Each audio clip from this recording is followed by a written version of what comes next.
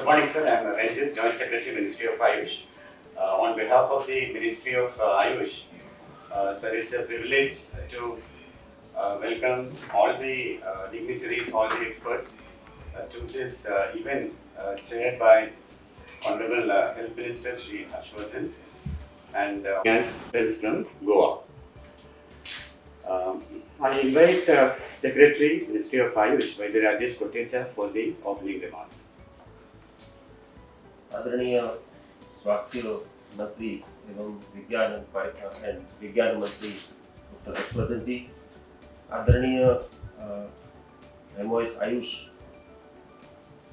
मान्य श्रीपाद नायक जी, श्री राजेश भूषण जी, श्री शेखर मांडे जी, मेरे कलीग्स आयुष मंत्रालय से डॉक्टर सोमानी जी, BCGI प्रोफेसर भूषण पटवर्धन जी, आप सबका यहाँ स्वागत है। और स्वतंत्र भारत के इतिहास में ऐसा पहली बार होने जा रहा है। मैं आदरणीय मंत्री जी को विशेष रूप से ये इस कार्यक्रम में पधारने के लिए, उसकी अध्यक्षता करने के लिए, इसके लॉन्चिंग के लिए सहमत होने के लिए डॉक्टर हर्षवर्धन जी का और श्रीपाद नायक जी का अभिवादन और धन्यवाद करता हूँ। आज जो होने जा रहा है इसका थोड़ा सा मैं बैकग्राउंड देना चाहता हूँ कुछ ही मिनटों में, कि हम सब जानते हैं कि हम कोविड-19 के क्राइसिस को, पेंडेमिक को पूरे विश्व में इसके सामने लड़ रहे हैं और उसमें आयुष की तरफ से बहुत सारा कार्य हुआ है और बहुत सारे नए आइडियाज़, नए विचार भी आए हैं। और मैं इसको यदि संभव करूँ तो हमने क्या किया कि हमारे वेबसाइट पर क्राउड सोर्सिंग प्लेटफॉर्म के माध्यम से हमने लोगों से आइडियाज़ और सजेशंस मांगे और हमें 3 सप्ताह के अंदर 3700 से ज़्यादा ऐसे आइडियाज़ मिले। उसको कैसे आगे बढ़ाना, ऐसा सोचने के लिए हमने एक इंटरडिसिप्लिनरी टास्क फोर्स बनाई और उस टास्क फोर्स में प्रोफेसर पटवर्धन जी UGC के वाइस चेयरमैन की अध्यक्षता में DBT, ICMR, CSIR, आयुष और एम्स के वैज्ञानिकों का उसमें मिला करके एक 17 सदस्यों का टास्क फोर्स बनाया और उनको ये कार्य दिया कि आप इसको शोध के माध्यम से कैसे आगे बढ़ाएं, उसको देखना चाहिए। अपने माननीय प्रधानमंत्री जी ने जब आयुष सेक्टर के साथ वीडियो कॉन्फ्रेंस किया तब उन्होंने भी इस चीज़ को बताया कि आयुष को बड़े फॉल्स क्लेम से बचना चाहिए, लेकिन आपके पास जो धरोहर है, आपके पास विशेषज्ञता है, आप इसमें कुछ कर सकते हैं, तो आपको इसको विज्ञान के आधार पर प्रमाणित करना चाहिए। और हम उसी को एक प्रकार से मैंडेट मान करके हमने ये पूरे कार्य को एक प्रकार से गति दी और आगे बढ़ाया। एक पॉपुलर मिसकॉन्सेप्शन है कि कोविड के क्षेत्र में शोध करने का मतलब हम कुछ एंटीवायरल ढूंढ लेंगे, उसका एक पक्का इलाज ढूंढ लेंगे, उसका क्योर ढूंढ लेंगे। लेकिन हम कोविड के क्षेत्र में जब कोविड-19 के क्षेत्र में जब शोध करते हैं तो उसके बहुत सारे परिमाण होते हैं। एक तो ये होता है कि क्या हम प्रोफाइलेक्सिस के रूप में कुछ लोगों को दें जिससे लोग बचे रहें, या यदि उनको कोविड का इन्फेक्शन होता है तो आगे न बढ़े, वो सीवियरिटी में न जाए। क्या हम लोगों की इम्यूनिटी बढ़ा सकते हैं? क्या इम्यूनिटी बढ़ाने के मामले में भी बहुत सारे मिसकॉन्सेप्शन है। आयुष की विधाएं हैं, वो जब इम्यूनिटी बढ़ाने की बात करती है तो इस प्रकार से एक टोटल सोल्यूशन की बात करती है कि ऐसे इम्यूनिटी नहीं बढ़ाते कि जिससे साइटोकाइन स्टॉर्म्स का मात्रा बढ़ जाए, लेकिन एक प्रकार से बैलेंसिंग हो, एडप्टेशन हो और लोग ज़्यादा स्वस्थ हों। इस प्रकार की विधाएं इसमें उपलब्ध है। वो अपने जनरेशन से अपना ये नॉलेज है उसको वैलिडेट करना चाहिए। तो इम्यूनिटी बढ़ाने के लिए आयुष मंत्रालय ने गाइडलाइन जारी करी विज्ञान के आधार पर, लेकिन वो इतनी सिंपल है, सेल्फ केयर गाइडलाइन है। उसको माननीय प्रधानमंत्री जी ने भी अपने ट्विटर हैंडल से इसको शेयर किया। उन्होंने कई मंचों पर इसका उल्लेख भी किया और उसके कारण पूरे विश्व भर में ये इम्यूनिटी गाइडलाइंस का प्रसार हुआ और विश्व की 8 भाषाओं में और भारत की सभी प्रांतीय भाषाओं में इसका भाषांतर हुआ और सभी राज्य सरकारों ने भी इसका काफ़ी प्रचार प्रसार किया। मैं धन्यवाद करता हूँ कि स्वास्थ्य मंत्रालय ने भी और इस इम्यूनिटी गाइडलाइन को लेकर के पूरा सहयोग किया और पूरे देश में इसको काफ़ी प्रचार हुआ। ऐसे ही ये जो टास्क फोर्स है उन्होंने एक काम किया, CSIR के साथ मिलकर के, स्वास्थ्य मंत्रालय के साथ मिलकर के, ICMR के साथ मिलकर के काफ़ी कंसल्टेशंस किए और 4 कैंडिडेट्स फाइनल किए कि जिसको प्रोफाइलेक्सिस के रूप में यूज़ कर सकते हैं। अश्वगंधा है, गुडुचि है, गिलोय जिसको कहते हैं, यष्टि मधु जिसको मुलेठी भी हम समझते हैं, और एक आयुष 64 करके, ऐसी 4 औषधियाँ हैं जिसके ऊपर हम आज लार्ज स्केल ट्रायल लॉन्च करना चाहते हैं। और वो जो 4 ट्रायल्स हैं उसके लिए जो फ्रेमवर्क है वो फ्रेमवर्क बन गया है। उसको फ्रेमवर्क को बनाने के लिए देश भर के विख्यात वैज्ञानिकों को, क्लिनिकल साइंटिस्ट को, सबका इसमें सहयोग लिया गया है। और इसमें SGPGI, KGMU या ICMR या एम्स ऐसे सब श्रेष्ठ वैज्ञानिकों का इसमें समर्थन मिला है। तो एक प्रकार से सबका मिल करके एक बनाया हुआ वैज्ञानिक कार्यक्रम ये निकल के आया है। इस स्टडीज में हम लोग प्रोफाइलिक्सिस भी देखेंगे। It is a randomised trial और कंट्रोल ट्रायल है। ये पूरा विज्ञान के आधारित होने जा रहे हैं और large scale multi centre location पर ये ट्रायल होने जा रहा है। और उसमें हम ये भी देखना चाहते हैं कि क्या हाइड्रोक्सीक्लोरोक्विन जो प्रोफाइलिक्सिस के रूप में दे रहे हैं उसके साथ कंपेयर करके क्या हम ये औषधियों को हम देते हैं तो क्या क्या फर्क पड़ता है। इज इट बेटर और इज इट सेम और इट इज नॉट बेटर, ऐसा भी हम देखने जा रहे हैं। और ये पूरा विज्ञान के आधार पर हो रहा है। एक दूसरा वर्टिकल है, देश भर में लगभग 5 लाख सैंपल साइज पर जहाँ क्वारंटाइन है, जहाँ पर हाई रिस्क पॉपुलेशन है, हॉटस्पॉट एरियाज है, ऐसे लोगों को हम ये औषधियाँ देने जा रहे हैं। और उनका हम एक प्रकार से पॉपुलेशन बेस्ड ऑब्जर्वेशन स्टडी भी करने जा रहे हैं। एक और माननीय मंत्री जी आज जो लॉन्च करेंगे, जिसके बारे में अभी हम एक छोटा सा प्रेजेंटेशन भी देंगे, वो है launching of Ayush Sanjeevani application. ये आयुष संजीवनी एप्लीकेशन है, ये हम ये देखना चाहते हैं सर कि देश भर में इम्यूनिटी प्रोमोटर गाइडलाइन जिसको मैंने प्रधानमंत्री जी ने एंडोर्स किया, उसके बाद लोगों ने ऐसे इसको कैसे एडॉप्ट किया और एडॉप्ट किया तो उनको कुछ लाभ हुआ कि नहीं। इसको हम कहते हैं retrospective impact assessment study on population, on the large scale population. उसमें हमें Tata institute of social science और UGC की national council for social science behaviour research, वो भी हमें मदद कर रहे हैं। और ऐसे ही PHFI में हमें मदद कर रहे हैं। बहुत सारे संस्थाएं, NGOs, राज्य सरकारें हमें इस सब लोग मिलकर के इस इतने बड़े कार्यक्रम को संपन्न कर रहे हैं। ये जो आयुष संजीवनी के माध्यम से हम जो इम्पैक्ट असेसमेंट स्टडी कर रहे हैं उसमें हमारा जो टारगेट है वो 50 लाख लोगों को सैंपल साइज को लेकर कर रहे हैं। ऐसे बड़े काम ट्रेडिशनल मेडिसिन के क्षेत्र में वैज्ञानिक आधार पर विश्व भर में कहीं भी नहीं हुए। तो हम लोग इसमें ये जो करेंगे तो एक बेंचमार्क एस्टैब्लिश करेंगे, एक नई दिशा खोलेंगे। और इसके आधार पर हम ये सोच रहे हैं, हमारा जो गोल है कि ये आयुर्वेद और आयुष विधाएं हैं वो वैज्ञानिक धरातल पर पुनः प्रस्थापित हो, ऐसा ये एक विनम्र प्रयास है। आपका खूब खूब धन्यवाद। Thank you, sir, for that comprehensive introduction into what is being done today here in this function. Sir, as explained by Secretary Ayush, what we are launching today is actually an alliance, a network of various institutions, sir, engaged in creating scientific evidence and at the same time finding solutions from Ayush traditions for the COVID situation. So, in this effort, a lot of muscle is being added to the effort we are doing. Rigor is being added by the joining of CSIR into this effort. So we have Sir DG CSIR with us, Dr. Shekhar C. Mande. I invite him to share his views. Thank you, sir. Thank you. आदरणीय विज्ञान और प्रौद्योगिकी मंत्री, पृथ्वी विज्ञान और health and family welfare मंत्री doctor Harshvardhan जी, आदरणीय MOS Ayush श्रीमान नाइक जी, वैद्य राजेश कोटेचा जी, सर वैद्य राजेश कोटेचा जी और प्रोफेसर भूषण पटवर्धन जी और मैं, हम तीनों को हाल ही में एक अवसर मिला था जो विज्ञान भारती ने वेब सीरीज जो तैयार की लेक्चर की, उसमें हम तीनों ने अलग अलग दिन एक व्याख्यान दिया था वेब पे।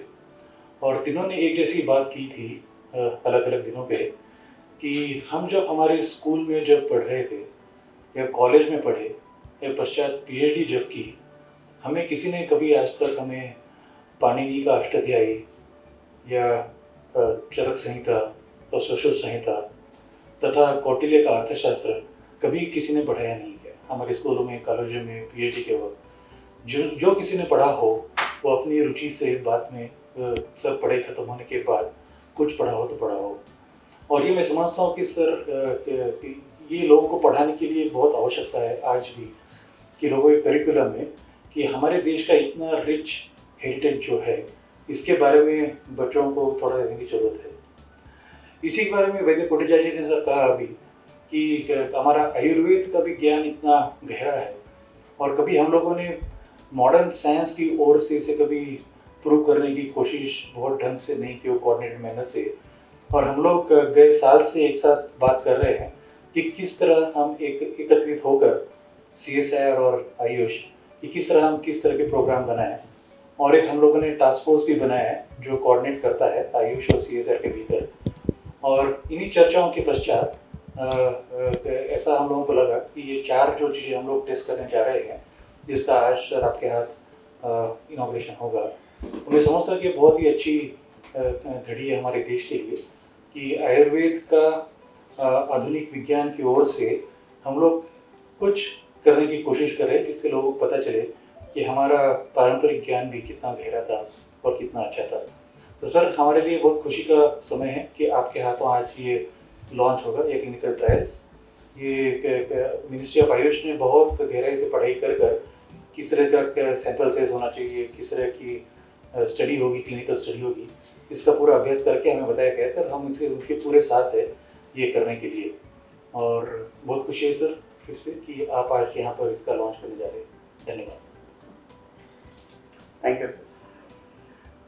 Sir, another feature of this alliance which is taking shape, sir, is that इसमें the artificial differences between X system of medicine, modern medicine, conventional medicine, different states, those artificial divisions have been forgotten, sir. Ministry of Health and Family Welfare and Ministry of Ayush, they are working together as a team. In this context, sir, Rajesh Bhushan sir is with us. I would request him to share the perspectives from the Ministry of Health and Family Welfare side. माननीय मंत्री स्वास्थ्य परिवार कल्याण science और technology, माननीय राज्य मंत्री आयुष मंत्रालय, माननीय सचिव आयुष, माननीय सचिव सह DG CSIR, सभी उपस्थित देवियों और सज्जनों। सर, हम सब जानते हैं कि वर्तमान समय में हम कोविड के चुनौती या चैलेंज से जूझ रहे हैं, और सर कोई भी चुनौती ये भी अवसर प्रदान करती है कि हम अनेकों प्रकार की प्रक्रियाओं को इस्तेमाल करें वैज्ञानिक तरीके से, ताकि हम ये जान पाएँ कि किस प्रक्रिया से अधिक फायदा हो रहा है। इस बड़े और व्यापक परिप्रेक्ष्य में ये सोच बनी थी कि आयुष से संबंधित जो इंटरवेंशंस हैं, जो मल्टी स्टेक होल्डर एनवायरनमेंट में इम्प्लीमेंट किए जा सकते हैं साइंटिफिक प्रोटोकॉल्स को फॉलो करते हुए, उनको भी किया जाए। और यदि उनमें से कोई भी इंटरवेंशन अपनी सक्सेस फील्ड में दिखा पाती है, तो ये एक मौका होगा जिससे न केवल हम पब्लिक हेल्थ इमरजेंसी को एड्रेस कर पाएंगे, अपितु उस इंटरवेंशन को राष्ट्रीय और अंतर्राष्ट्रीय स्तर पर भी उसका व्यापक प्रचार प्रसार कर पाएंगे। इससे जो भारतीय पद्धति है चिकित्सा की, अनेकों पद्धतियां जो चिकित्सा की हैं, उनको भी एक ग्लोबल प्लेटफॉर्म मिलेगा। और यही मौका है जबकि अंतर्राष्ट्रीय मानवता भी इस प्रकार के सॉल्यूशंस की ओर देख रही है। अभी तक सर जो एक परंपरागत नैरेटिव था, उसमें ये माना जाता था कि भारतीय चिकित्सा पद्धतियाँ जो वैज्ञानिक प्रोटोकॉल्स हैं उन पे खरी नहीं उतरती हैं। तो उस नैरेटिव को दूर करने के लिए ये ज़रूरी था कि स्वास्थ्य मंत्रालय, ICMR, CSIR और आयुष सब मिलकर काम करें। इसमें सरकार के जो अस्पताल हैं, वो जो सरकारी क्षेत्र से बाहर के अस्पताल हैं, वो सब पार्टिसिपेट करेंगे इन क्लिनिकल ट्रायल्स में। क्लिनिकल ट्रायल्स के अलावा भी एक मोबाइल एप्लीकेशन भी आयुष मंत्रालय ने संकल्पना की है, जिसका भी आपके कर कमरों से आज प्रारंभ होगा। हम ये आशा करते हैं सर कि इस प्रकार के जो सम्मिलित प्रयास हैं, इस समय तो चुनौती की घड़ी है इसलिए ये प्रयास ज़्यादा महत्वपूर्ण हो जाते हैं, लेकिन इस चुनौती के समाप्त हो जाने के बाद भी ऐसे प्रयास निरंतर जारी रहने चाहिए, ताकि भारतीय चिकित्सा पद्धतियों को हम आइसोलेशन में न देखकर जो वैज्ञानिक चिकित्सा की प्रक्रिया है उसका एक अभिन्न अंग मान के चलें। हम आशा करते हैं सर आज जो आप प्रयास प्रारंभ कर रहे हैं, इनमें से अधिकांश प्रयासों को सफलता प्राप्त होगी और हम इसे और आगे ले जा पाएंगे। बहुत बहुत धन्यवाद। सर मैं एक चीज़ ऐड करना चाहता हूँ कि डिपार्टमेंट ऑफ एटॉमिक एनर्जी और डीबीटी डिपार्टमेंट ऑफ बायोटेक्नोलॉजी इन्हीं औषधियों के मैकेनिक्स और उसके एंटीवायरल एक्टिविटी और बाकी बहुत सारे जो प्री क्लिनिकल स्टडीज है उसके लिए भी सर सहायता कर रहे हैं sir. Sir, before we request Honorable Ayush Minister to give us his guidance, we have just a few slides, sir, to explain the mobile application जिसका launch आज आप करेंगे, sir. Can we just go to the presentation? नमस्कार।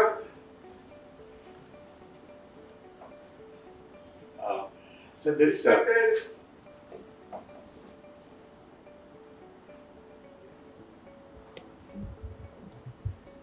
ठीक है। Can we go back? Sir, sir, we are getting into the presentation, sir. Just 2 minutes. After that, we'll come back to you, sir. Okay. So the mobile application, it is called Ayush Sanjeevani, sir, and the icon, it is inspired by the legend of the Sanjeevani. The mountain and the hand is visible, sir. And when it comes on the screen, without any time delay, it goes to the next screen. It transitions automatically. Next one. So this, the app is a collaboration of NEGD and Ayush Grid, two ministries, MIT and the Ministry of Ayush. Next one.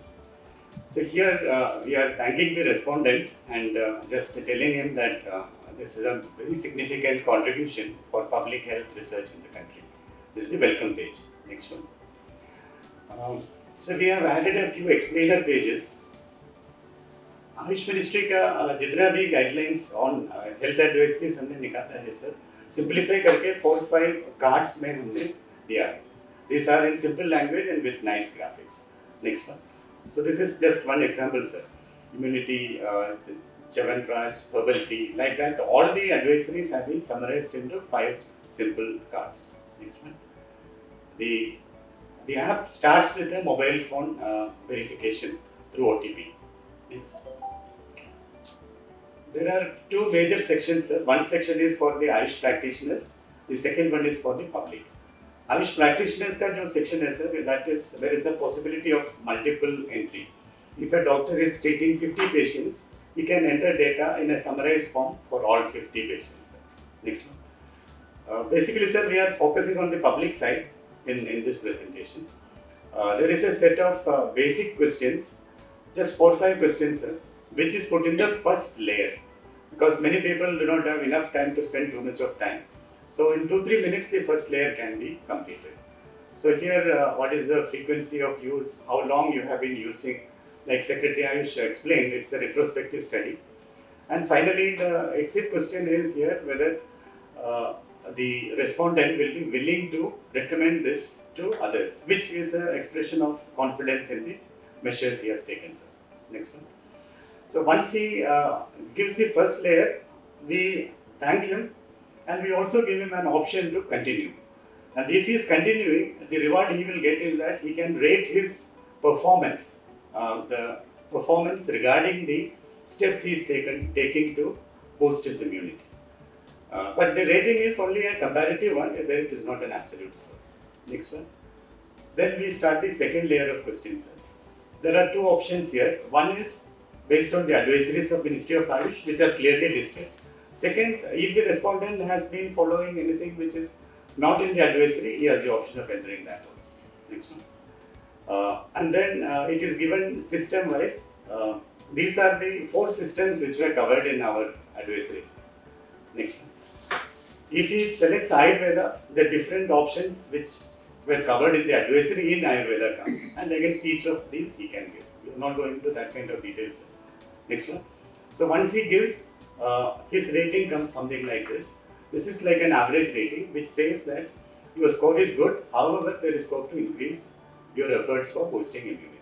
And it is presumed, sir, we will go back to the cards and learn a little bit more in case he is interested. Next one. So that is how it is summed up. So in beta version, this was made available on Ministry of Health and Family Welfare, and Minister of Science and Technology, Mr. Rajesh Kotecha ji, Secretary, Ministry of Ayush, Dr. Bhushan Patwardhan ji, Chairman, Interdisciplinary Ayush Research and Development Task Force, Dr. Shekhar C. Mande ji, DG CSR, Sri Rajesh Bhushan ji, OSD, Minister of Health and Family Welfare, all the officers and dignitaries, as we are facing one of the worst health challenges with decreasing number of COVID-19 cases day by day.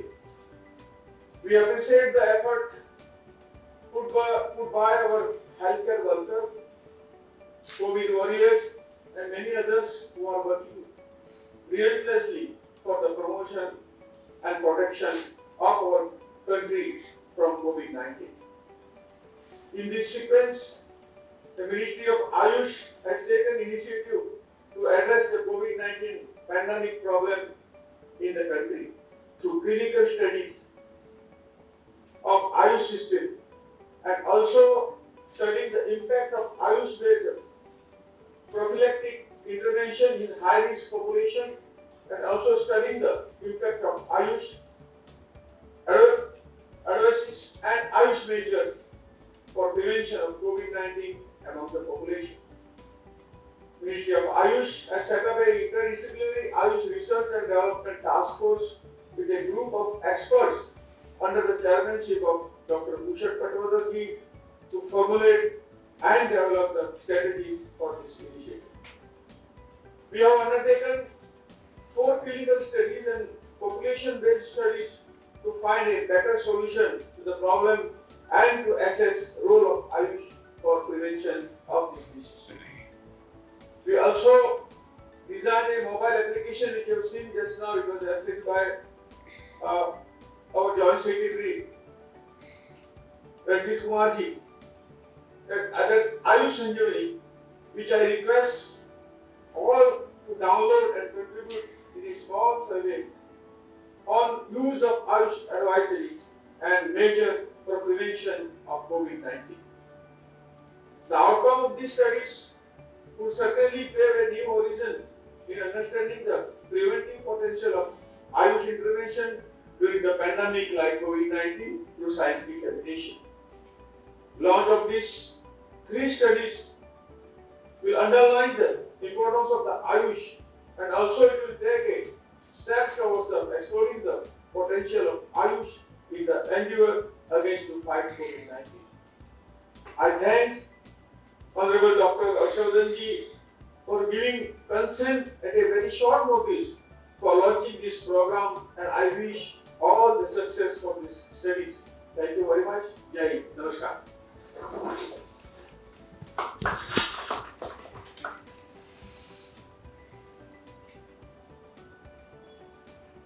Sir, many thanks for your words.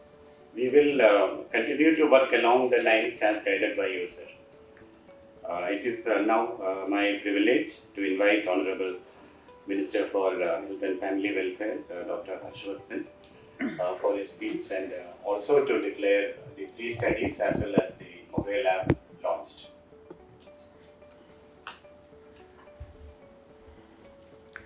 Bharat सरकार में मेरे सहयोगी प्रिय भाई श्रीपद नायक जी, जो हमारे आयुष के भी मंत्री हैं और डिफेंस मिनिस्ट्री के अंदर भी हमारे राजनाथ सिंह जी के सहयोगी हैं, यहाँ कार्यक्रम में उपस्थित हमारे आज के कार्यक्रम के मुख्य प्रणेता वैद्य राजेश कोटेचा जी, जो सेक्रेटरी हैं आयुष मंत्रालय के, मेरे दाईं ओर 2 मेरे प्रमुख मंत्रालयों से जुड़े हुए वरिष्ठ अधिकारी हैं, श्री राजेश भूषण जी जो अभी विभाग में ओएसडी हैं और आने वाले समय में विभाग के सेक्रेटरी का पदभार संभालने वाले हैं, डॉक्टर शेखर मांडे हमारे विज्ञान और प्रौद्योगिकी मंत्रालय के अंतर्गत आने वाले CSIR के DG हैं। यहाँ पर डॉक्टर सोमानी हैं जो भारत सरकार के ड्रग कंट्रोलर हैं। डॉक्टर भूषण पटवर्धन जी उपस्थित, डॉक्टर मनोज निसारी जी, वैद्य तनुजा निसारी जी, श्री पाठक जी, डॉक्टर शास्त्री नहीं हाँ डॉक्टर शास्त्री जी, बहुत सारे मैंने देखा कि काफ़ी सारे प्रमुख लोग हैं, लेकिन सोशल डिस्टेंसिंग के कारण थोड़ा सा जहाँ पीछे बैठे हैं, लेकिन उनका स्थान जो है वास्तव में जो है बहुत आगे का है।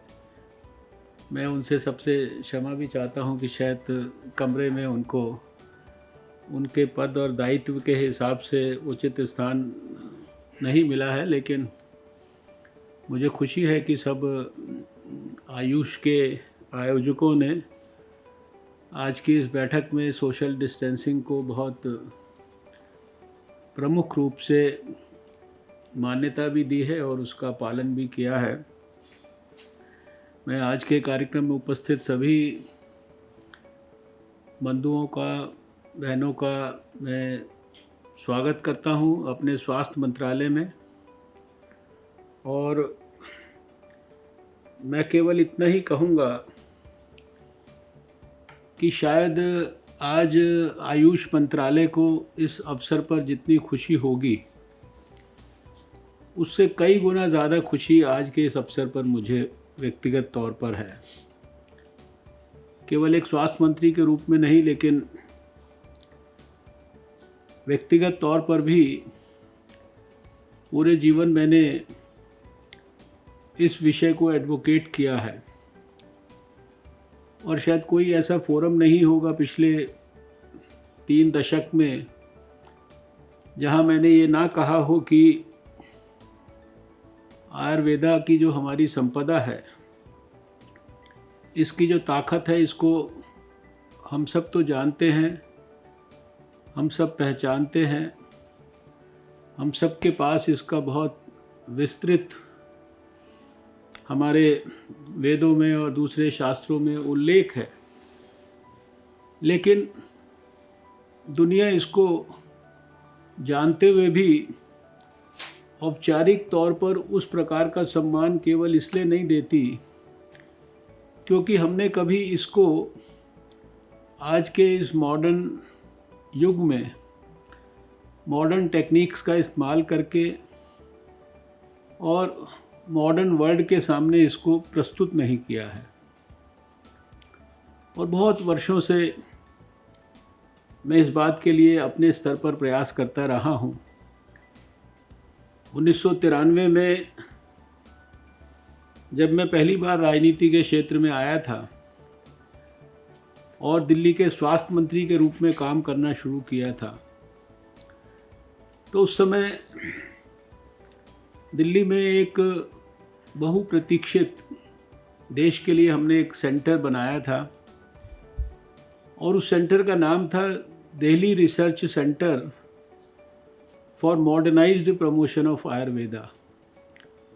और इस काम को मॉडर्न ढंग से, मॉडर्न टेक्निक्स का इस्तेमाल करके, मॉडर्न प्रोटोकॉल्स का इस्तेमाल करके दुनिया के सामने, जहां एक तरफ उस सेंटर के माध्यम से आयुर्वेद से संबंधित जितनी भी देश में तरह तरह की जानकारियां उपलब्ध हैं, वो चाहे हमारे विभिन्न ग्रंथों में हो, वो चाहे हमारे यहाँ तो बहुत सारी कोई पाम लीव्स के ऊपर भी इतनी सारी जानकारियाँ उपलब्ध हैं। पता नहीं कितने तरह के हमारे यहाँ पे साधन हैं जिनके माध्यम से आयुर्वेद की बहुत सारी विधाओं की जानकारी हमको मिलती है।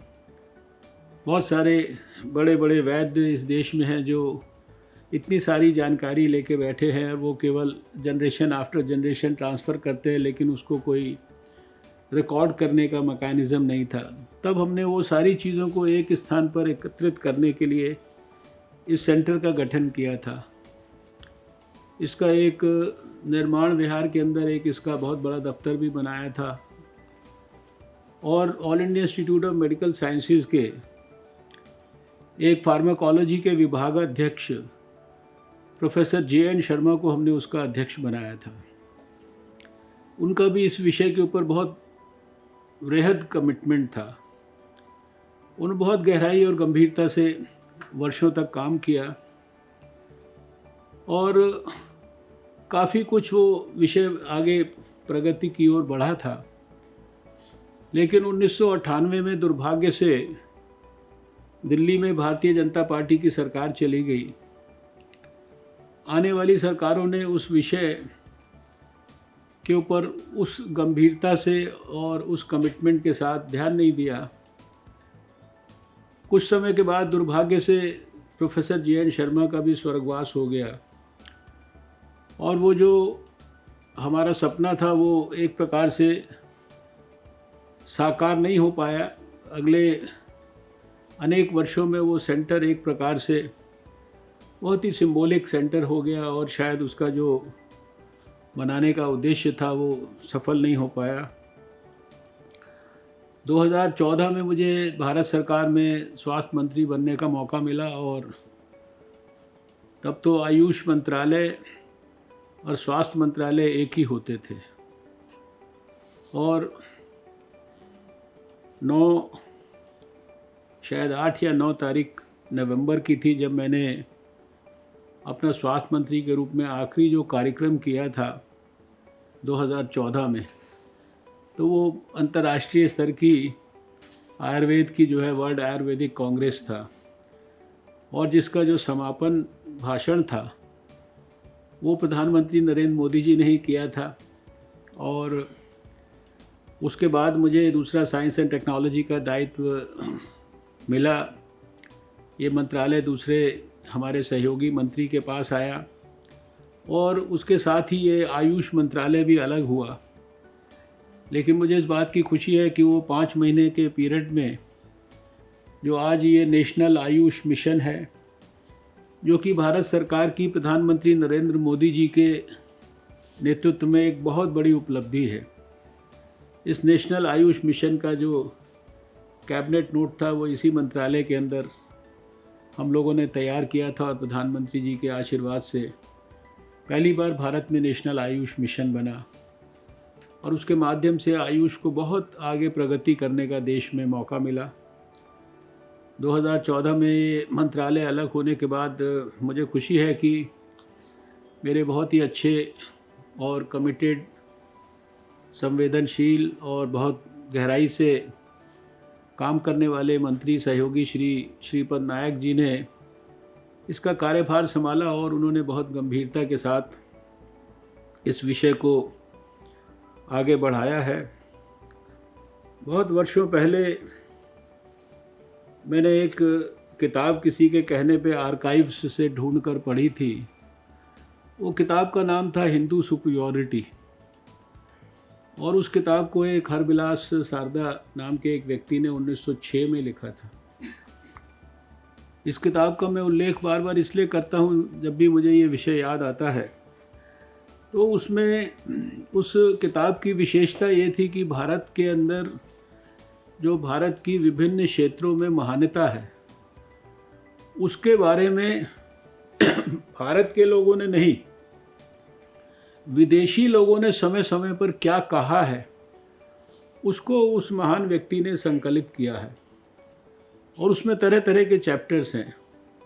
मेडिसिन के बारे में है, उसमें एजुकेशन के बारे में है, उसमें आर्ट एंड कल्चर के बारे में है, उसमें स्कल्पचर के बारे में है, उसमें पैट्रियोटिज़म के बारे में है, उसमें यानी वैलर के बारे में, हर चीज़ के बारे में उसमें चैप्टर्स हैं।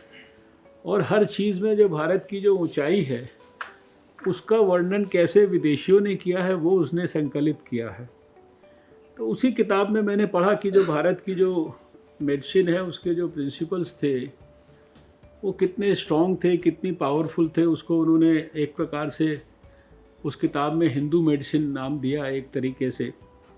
और उन्होंने कहा कि उस सारी चीज़ों को 9वीं शताब्दी के अंदर बगदाद के खलीफा ने ऑर्डर करके उसको पर्शियन और अरेबिक भाषाओं में ट्रांसलेट कराया, और फिर उसके बाद 17वीं शताब्दी के अंदर उसको यूरोपियन लैंग्वेजेस के अंदर ट्रांसलेट कराया गया, और फिर वो समय के साथ वो बहुत सारी चीज़ें हमारे दुनिया के सामने एक प्रकार से मॉडर्न मेडिसिन की तरह आई हैं। कहने का अभिप्राय यह है कि जो आयुर्वेद की जो इंट्रिंसिक ताकत है वो अतीत काल से है। वो ऐसा नहीं कि हमें उसको आज कोई नई चीज़ हम दुनिया के सामने चर्चा कर रहे हैं। अभी जब चाइना में ये कोविड-19 वायरस का प्रकोप शुरू हुआ, बाद में हमने अध्ययन करने की कोशिश की कि चाइना के लोगों ने अपने लोगों के लिए क्या किया, तो बहुत स्पष्ट रूप से ध्यान में आया कि उन्होंने अपनी जो ट्रेडिशनल मेडिसिन्स थी उनका भरपूर प्रयोग किया अपने कोविड के मरीज़ों के ऊपर। हम लोग कभी कभी हमारी जो अपनी चीज़ है उसको इस्तेमाल करने में सोचते रहते हैं, संकोच करते हैं, लेकिन उन्होंने ऐसा किया। फिर इस अवसर पर मैं ये भी बात स्मरण कराना चाहता हूँ कि कई बार लोगों को ये मन में रहता है कि शायद जो मॉडर्न सिस्टम है ये आयुर्वेद का विरोधी हो सकता है। तो मैंने तो वर्षों वर्ल्ड हेल्थ ऑर्गेनाइजेशन में काम किया, साउथ ईस्ट एशिया के कंट्रीज़ के एडवाइज़र के रूप में, और मुझे आज भी स्मरण है कि डॉक्टर ऊटॉन, जो लगभग 1 दशक से भी काफ़ी समय ज़्यादा वर्ल्ड हेल्थ ऑर्गेनाइजेशन के साउथ ईस्ट एशिया के रीजनल डायरेक्टर रहे, वो भी आज इस दुनिया में नहीं हैं, लेकिन उन्होंने अपने रिटायरमेंट से पहले का जो 1 वर्ष आखिरी वर्ष था उसको एक इतनी मोटी किताब लिखने पे खर्च किया, जिसमें उन्होंने, मैं समझता हूँ कि आयुर्वेद का जो हमारा आयुष डिपार्टमेंट है उसको उस किताब को ज़रूर देखना चाहिए, पढ़ना चाहिए। और उन्होंने मॉडर्न वर्ल्ड के लिए आयुर्वेदा का क्या रोल हो सकता है इसके ऊपर उन्होंने किताब लिखी। वो रीजनल डायरेक्टर थे WHO के, स्वयं मॉडर्न मेडिसिन के एक इंडोनेशिया के विख्यात डॉक्टर थे, लेकिन उसके बावजूद भी उन्होंने ये शुरू किया। और आज आयुर्वेद के बारे में और आयुर्वेद से जुड़ी हुई जितनी भी ट्रेडिशनल नॉलेज है इसके बारे में विश्व स्वास्थ्य संगठन में भी उसी प्रकार से डिस्कशन होता है, उसी प्रकार से निर्णय होते हैं, उसी प्रकार से पॉलिसी होती है, उसी प्रकार से जो होना चाहिए, कैसे सारे सिस्टम्स का इंटीग्रेशन होना चाहिए, कैसे होलिस्टिक अप्रोच होनी चाहिए, कैसे सबको मिलके काम करना चाहिए, ये सारी चीज़ें वहाँ पर होती हैं। उस नाते इस बैकग्राउंड में आज का ये अवसर, जैसे ठीक कहा वैद्य राजेश जी ने कि ये भारत के स्वतंत्रता के मिलने के बाद ये पहला अवसर है जब हम आयुर्वेद को मॉडर्न तरीक़ों से उसके क्लिनिकल ट्रायल्स ऐसे समय में प्रारंभ कर रहे हैं जब दुनिया के सामने एक कोविड-19 नाम की त्रासदी सामने आई है। तो ये शायद इतिहास का एक अभूतपूर्व क्षण हो सकता है, जहाँ एक तरफ हम कोविड-19 से जंग जीतने के अंदर एक महत्वपूर्ण कंट्रीब्यूशन करेंगे, और उसके साथ साथ जो सैकड़ों सालों से हम केवल सोचते रहे लेकिन कभी हम उस प्रकार से प्रारंभ नहीं कर पाए, उस नाते भी जो मॉडर्न तरीके से ये क्लिनिकल ट्रायल से प्रारंभ होंगे, जैसा कि बताया कि अभी शुरुआती दौर में अश्वगंधा, यष्टि मधु, गुडुचि और पीपाली, और साथ में जो आयुष 64, ये जो 4 हमारे आयुर्वेद की प्रमुख उसको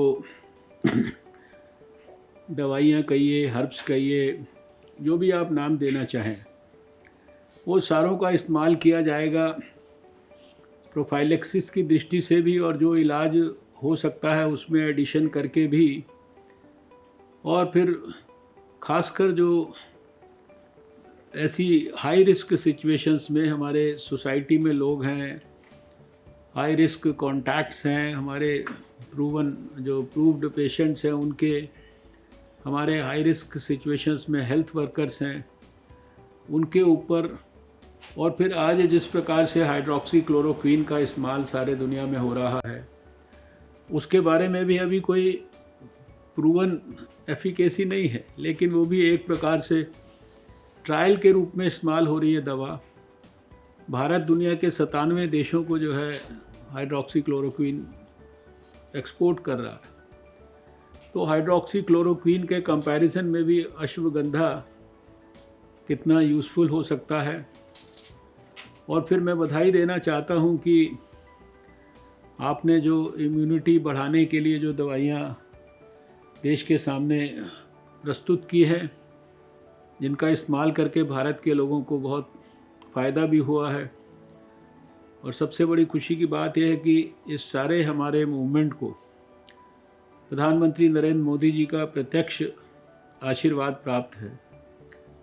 उन्होंने पहले सारे देश के आयुर्वेदाचार्यों के साथ मीटिंग किया और उसके बाद उन्होंने उनको भी कमिटमेंट दिया, अपनी भी आयुर्वेद के प्रति कमिटमेंट को व्यक्त किया, और फिर जो आपने देश के सामने प्रस्तुत किया उसको उन्होंने स्वयं अपने ट्विटर हैंडल के माध्यम से आशीर्वाद दिया, ये व्यक्त करने के लिए दुनिया के सामने कि उनका इस संदर्भ में कितना गहरा कमिटमेंट है।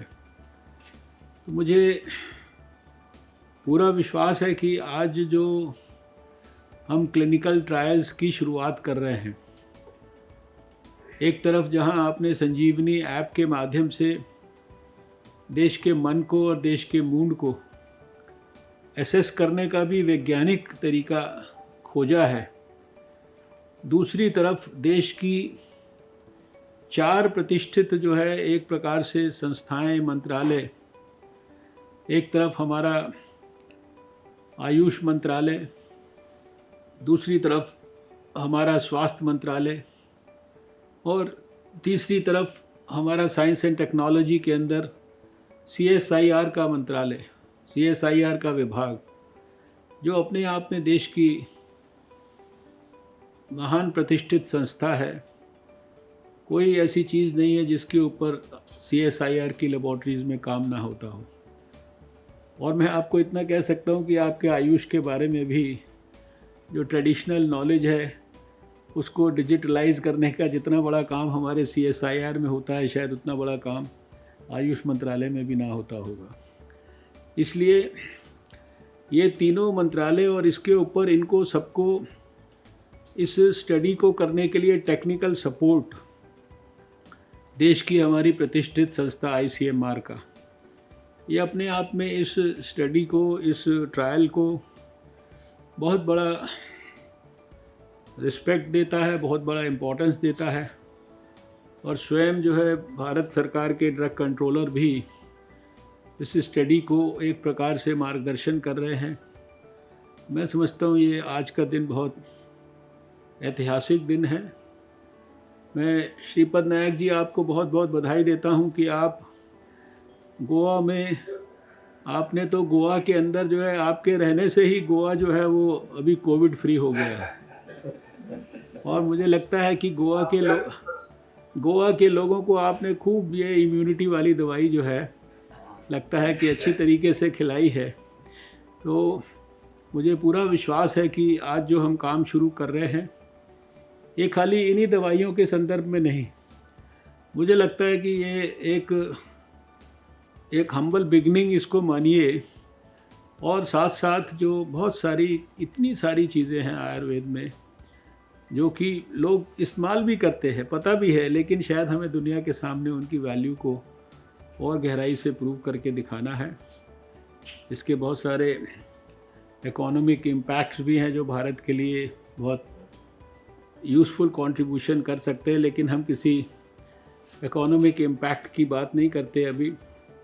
लेकिन हमें मानवता की सेवा करनी है और जो मानवता की स्वास्थ्य की रक्षा के लिए जो बेस्ट उपलब्ध है वो हमको जन जन तक दुनिया के अंदर पहुंचाना है, क्योंकि हमारी जो संस्कृति है वो हम उसमें सारे विश्व को अपना एक परिवार मानते हैं, और उसमें हमारे को सारे विश्व के पूरी मानवता की सेवा करने के लिए अपनी जितनी हमारी नॉलेज और हमारी जितनी चीज़ें हैं उनको सबको दुनिया के साथ शेयर करना है। यही हमारा उद्देश्य है। तो मैं आज के इस अवसर पर ज़्यादा ना कह के अपनी बात को यही समाप्त करता हूँ। बहुत बहुत आपका धन्यवाद करता हूँ, आपको, मंत्री जी को, हमारे राजेश जी और आपकी पूरी टीम को, भूषण पटवर्धन साहब को जो कि इंटरडिसिप्लिनरी ग्रुप के अध्यक्ष हैं, उनको, CSIR को, ICMR को, सबको मैं बहुत बहुत बधाई देता हूं। और इसी के साथ औपचारिक तौर पर जो ये क्लिनिकल ट्रायल्स हैं इनकी भारत में शुरुआत की घोषणा करता हूं। धन्यवाद।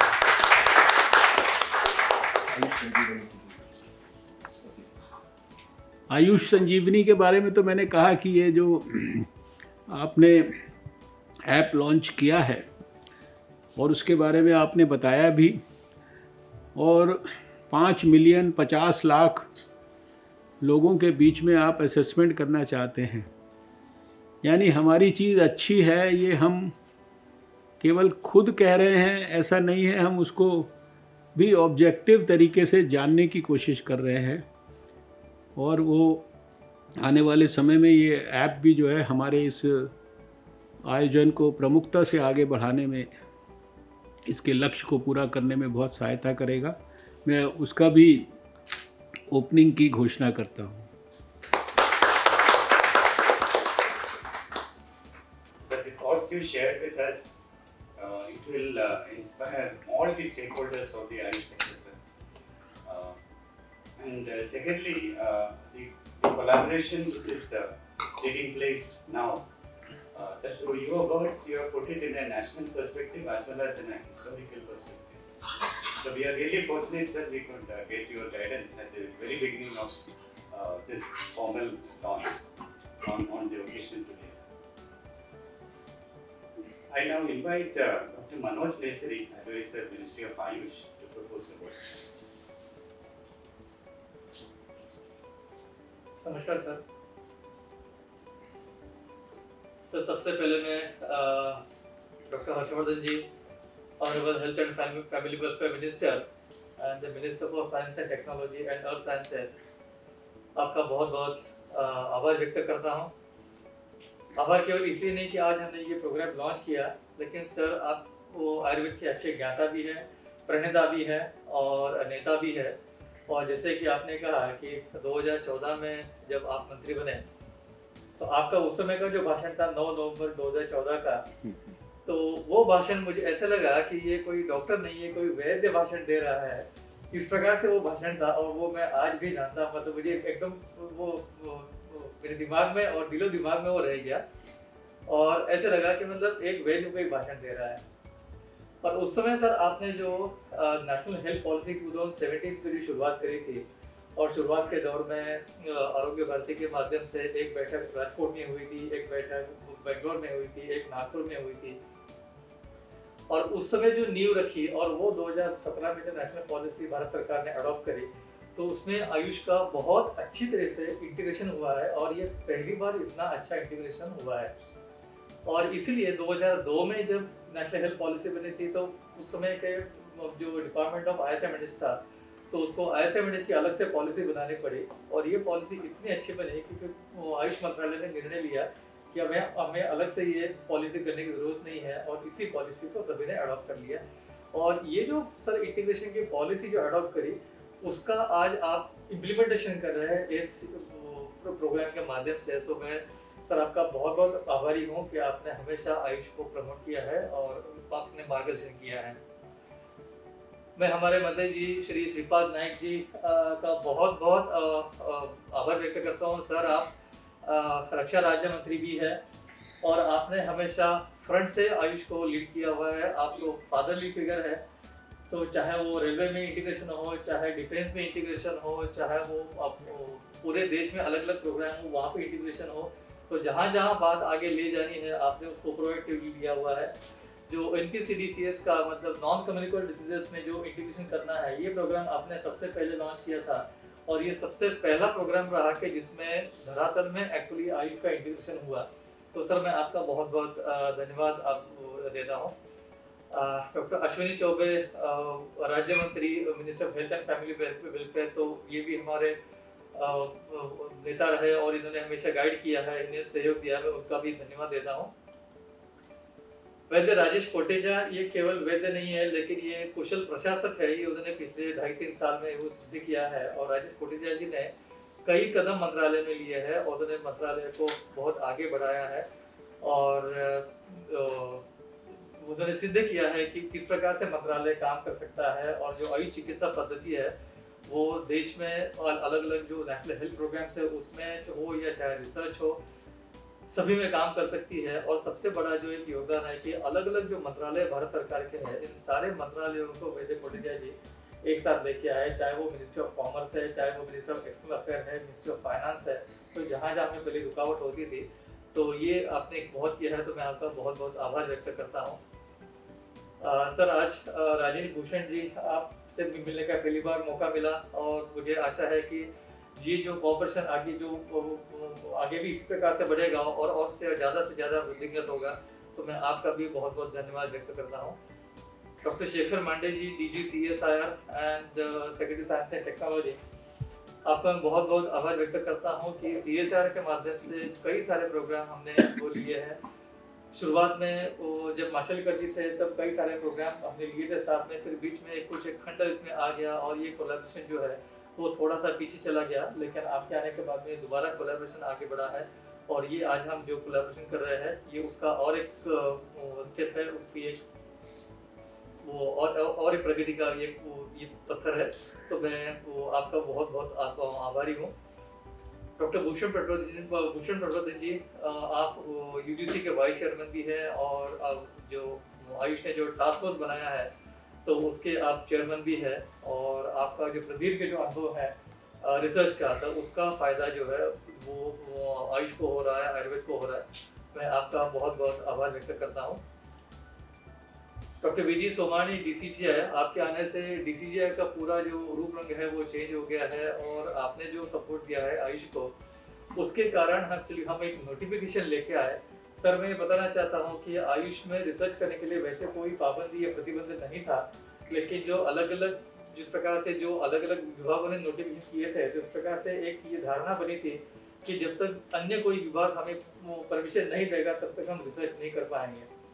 लेकिन सोमानी जी ने जो एक लेटर दिया वो बहुत ही सपोर्टिव था और जिसके आधार पे कोटेचा जी ने फिर उसको इनिशिएटिव लेके हमने एक जो नोटिफिकेशन इशू किया, उसके कारण एक बहुत बड़ा प्रेरणा पूरे देश को मिली। लगभग 8 दिन के अंदर अंदर हमारे पास 3000 प्रपोजल्स आ गए रिसर्च के लिए, तो इतना ज़्यादा उसका प्रभाव हो पाया। तो आपका जो योगदान है वो बहुत बहुत महत्वपूर्ण है। सर हमारे विभाग के श्री प्रमोद कुमार पाठक जी एडमिन सेक्रेटरी हैं और रंजित कुमार जी जॉइंट सेक्रेटरी है और रोशन जग्गी जी, तो ये तो हमारे मतलब बहुत ही वो एडमिनिस्ट्रेटिव उसमें बहुत गाइड करते हैं और आगे से लीड करते हैं। मैं आपका बहुत बहुत आभार व्यक्त करता हूँ। रंजित कुमार जी ने पूरा जो मीडिया जो है, IT जो है, उसको एक नया उजाला दिया है मिनिस्ट्री में आके, और इसलिए आपका बहुत बहुत मैं धन्यवाद व्यक्त करता हूँ। ये जो ऐप आपने जो बनाया है तो ये एक और सर जैसे सेक्रेटरी साहब ने बाकी सब मंत्रालय लेके आए, IT को भी लेके आए, और ये जो आरोग्य सेतु ऐप है तो आरोग्य सेतु ऐप को भी आयुष संजीवनी को एक जगह मिली है, तो जिसके कारण लगभग 5 करोड़ जो लोग जिन्होंने आरोग्य सेतु को डाउनलोड किया है वहाँ तक अभी ये आयुष संजीवनी पहुँच जाएगा। तो ये बहुत बहुत आपका मैं आभार व्यक्त करता हूँ। आज हमारे साथ ऑल इंडिया इंस्टीट्यूट के डायरेक्टर डॉक्टर तनुजा नेसरी भी है। इन्होंने संस्था को तो आगे बढ़ाया ही है, लेकिन अभी हाल ही आयुष मंत्रालय के सहयोग से दिल्ली पुलिस के 80,000 लोगों को जो पुलिसकर्मी है तो उनको आयुष की और आयुर्वेद के माध्यम से ये उनको प्रोटेक्शन देना, ये काम इन्होंने बहुत बड़ा शुरू किया है और दिल्ली पुलिस ने भी इनको बहुत सहयोग दिया है। और परसों इन्होंने एक आयुर्वेद के माध्यम से हम कोविड को कैसे रोकथाम कर सकते हैं इसके ऊपर एक इंटरनेशनल वेबिनार किया। सर मैं बताना चाहता हूँ कि इस इंटरनेशनल वेबिनार को 1 लाख से ज़्यादा लोगों ने उसको देखा, उसको ये किया, तो ये बहुत बड़ा काम है। मैं उनका भी बहुत बहुत आभार व्यक्त करता हूँ। के.एस. धीमान जी हैं और हमारे साथ कटोच है, डॉक्टर जयनंद शास्त्री है, रघु है, डॉक्टर गीता गठन डब्ल्यू है, तो सभी का योगदान बहुत बहुत महत्वपूर्ण है। मैं सभी का बहुत आभार व्यक्त करता हूँ। और साथ ही हमारे साथ आज हमें सुविधा है जो PIB से है और बाकी प्रेस और मीडिया के लोग हैं, और साथ साथ विभाग के मेरे बाकी जो सारे सहयोगी यहाँ पे है, काउंसिल के रिसर्च ऑफिसर्स हैं, मैं सभी का बहुत बहुत आभार व्यक्त करता हूँ। धन्यवाद। देखिए, आज का दिन बहुत महत्वपूर्ण है। जिस प्रकार से कोविड-19 के प्रति सारे दुनिया में एक प्रकार की जंग छिड़ी हुई है और उसके कारण सारी दुनिया तकलीफ में है। ऐसे में भारत में एक ऐतिहासिक काम शुरू हुआ है। भारत का आयुष मंत्रालय, भारत का स्वास्थ्य मंत्रालय, भारत के विज्ञान और प्रौद्योगिकी मंत्रालय के अंतर्गत CSIR और इन तीनों संस्थाओं को मिलाकर इनको ICMR के टेक्निकल सपोर्ट के साथ आयुष की कुछ दवाइयाँ जैसे अश्वगंधा है, यष्टि मधु है, या गुडुचि पिपाली है, या आयुष 64 है, ये दवाओं के बारे में व्यापक क्लिनिकल ट्रायल्स आज शुरू हो रहे हैं। ये सारे मंत्रालय मिलकर कर रहे हैं देश में। उन लोगों के ऊपर जो हेल्थ वर्कर्स हैं, हाई रिस्क एरियाज में काम कर रहे हैं, या समाज के अंदर वो लोग जो कोविड-19 के मरीजों के संपर्क में हैं, उसके कारण हाई रिस्क हैं, उन सब के ऊपर प्रोफाइलेक्सिस की दृष्टि से दवाइयों का क्या रोल हो सकता है, या इन दवाइयों का कोविड बीमारी के खिलाफ लड़ने में क्या योगदान हो सकता है। और इसके साथ साथ एक संजीवनी ऐप भी इस मंत्रालय ने शुरू किया है, जो 50 लाख लोगों के बीच में ये जानकारी प्राप्त करेगा कि जिस प्रकार से आयुष मंत्रालय ने इम्यूनिटी को बढ़ाने वाली दवाइयों को देश के सामने प्रस्तुत किया, उन दवाइयों का किस प्रकार से देश के लोगों ने इस्तेमाल किया, कितना उनको लाभ मिला, और इस सारे हमारे प्रकल्प को आयुष मंत्रालय के हमारे प्रधानमंत्री नरेंद्र मोदी जी का स्वयं आशीर्वाद प्राप्त है। उन्होंने पहले जो इम्यूनिटी को बढ़ाने वाली दवाइयाँ आयुष मंत्रालय के द्वारा प्रस्तावित, उनको बड़े पैमाने पर रिकमेंड किया, हर मंच से उनके बारे में देश के सामने रखा, अपने ट्विटर हैंडल से उसके बारे में प्रचार प्रसार किया, और अब इन ट्रायल्स को भी पूरी तरीके से उनका आशीर्वाद प्राप्त है। तो जो आयुर्वेद की जो इनहेरेंट ताकत है, वो उस ताकत का जो वास्तविक इस्तेमाल है, जिस मात्रा में देश और दुनिया के लिए होना चाहिए, वो शायद हो नहीं पाता है। और देश और दुनिया के सामने आयुर्वेद की जो सुप्रीमेसी है, सुपीरियॉरिटी है, इसको हम अब मॉडर्न साइंटिफिक तरीके से भी सिद्ध करके प्रस्तुत करेंगे, और ये दुनिया को आयुर्वेद के माध्यम से स्वास्थ्य के क्षेत्र में बहुत सारी बीमारियों से, और अभी विशेषकर कोविड-19 से लड़ाई लड़ने में अपनी महत्वपूर्ण भूमिका अदा करेगा। सर, तमाम प्रयासों के बावजूद देश में कोविड मरीजों की संख्या 52,952 तक पहुंच गई है। 44 दिन लॉकडाउन का हो गया है, उसके बावजूद बढ़ोतरी हो रही है। नहीं, देखिए, ये तो संख्या तो जो बढ़ेगी इसलिए क्योंकि आज 80,000 से ज़्यादा हम लोग टेस्ट करते हैं, और आज भी जो देश में मरीज़ों की जो संख्या है और जो कोविड के कारण दुर्भाग्यपूर्ण मृत्यु है, इसकी दर को देखेंगे तो सारे दुनिया के देशों के मुकाबले अभी हम बहुत ज़्यादा बेहतर हैं। शायद दुनिया के बड़े 20 देशों को आप जोड़ लेंगे तो उससे भी शायद हम लोग जो है अभी कम हैं। और हर पैरामीटर पर हम कोविड के खिलाफ लड़ाई है उसमें धीरे धीरे सफलता की दिशा में आगे बढ़ रहे हैं। मुझे खुशी है कि लॉकडाउन का सारे देश के लोगों ने बहुत समर्थन किया है, सपोर्ट किया है, सोशल डिस्टेंसिंग के नॉर्म्स को फॉलो किया है और क्योंकि धीरे धीरे सफलता की ओर बढ़ रहे हैं इसलिए लॉकडाउन को भी धीरे धीरे ओपन अप किया जा रहा है। धीरे धीरे इकोनॉमी को वापस जो है ट्रैक पे लाने की कोशिश की जा रही है। देश के लोगों से अपील मेरी यही है फिर से कि आप सोशल डिस्टेंसिंग को मत छोड़िए। लॉकडाउन जब तक है लॉकडाउन को पूरा रिस्पेक्ट दीजिए, घर के अंदर रहिए और जो गाइडलाइंस के हिसाब से आपको चीज़ें अलाउ की गई हैं उनको भी रिस्ट्रिक्टेड तरीके से उनका इस्तेमाल करें ताकि हम कोविड के खिलाफ सफलतापूर्वक जंग को जीतने में अपना व्यक्तिगत भी कंट्रीब्यूशन कर सकें।